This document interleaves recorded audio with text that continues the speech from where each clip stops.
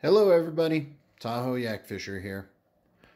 I have some improvements to my PWM design that I want to show off, but to get there I am going to also show you guys the electronics bag I'm using for my kayak. I keep my kayak on my back porch year round, so right now it is covered in snow, and the more of the accessories I can bring inside, the better. So this is all of the electronics that I take kayak fishing in one place.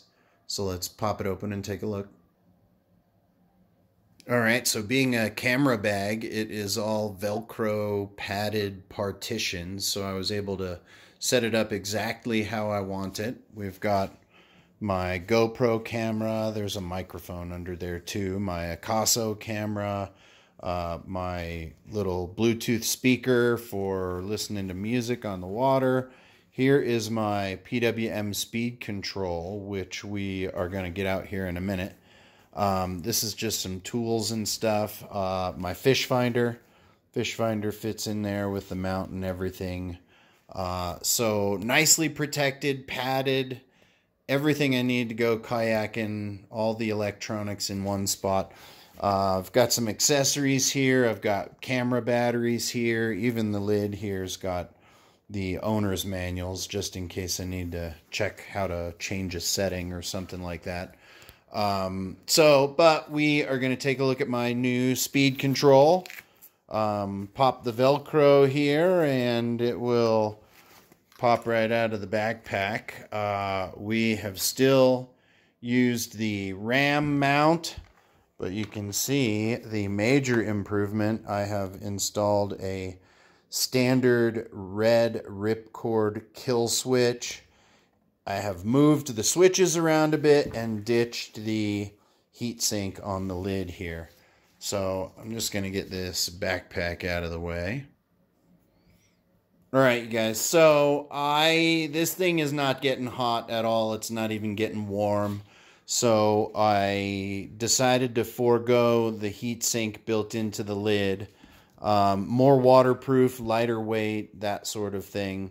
You can see I've moved the switches around. I upgraded the on, forward, off, reverse switch is a waterproof toggle switch. It's got a rubber gasket built into it, and I moved it to the front edge of the box there. There's our potentiometer. So this has a detent for on and off, and there's our speed control.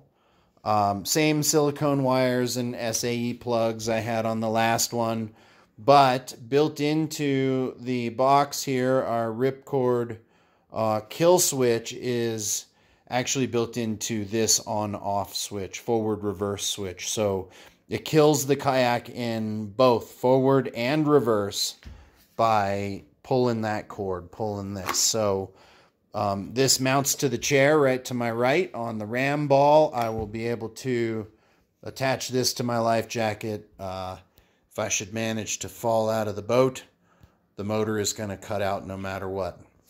Now, I specifically moved the switch. I had the on-off forward-reverse switch here with the potentiometer on the last one, but I have bent a couple of prop pins. And the situation in which that occurs is you have this turned up all the way. You go from on to off for whatever reason. So now you're not moving.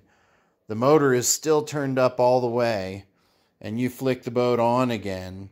That full speed from a dead stop is too much torque for the prop pin, and it bends. So the solution, because the switch does not have any kind of a soft start feature, is I need to change how I use the switch. So we're going to turn it on at the beginning of the day. This has a detent for on and off. So we are going to turn the kayak on and off here. You can't turn this up fast enough to bend the pin. And the only time we're going to defer to this switch is if we need to turn the boat off at the end of the day or if we need to go in reverse. So Not really a problem with the system as much as with the way I have been using it. So, simple solution, but we have a lighter weight, more waterproof PWM with or speed control, whatever you want to call it, with a ripcord safety built into it. All right, thanks very much for watching. Tight lines, Yak Fisher out.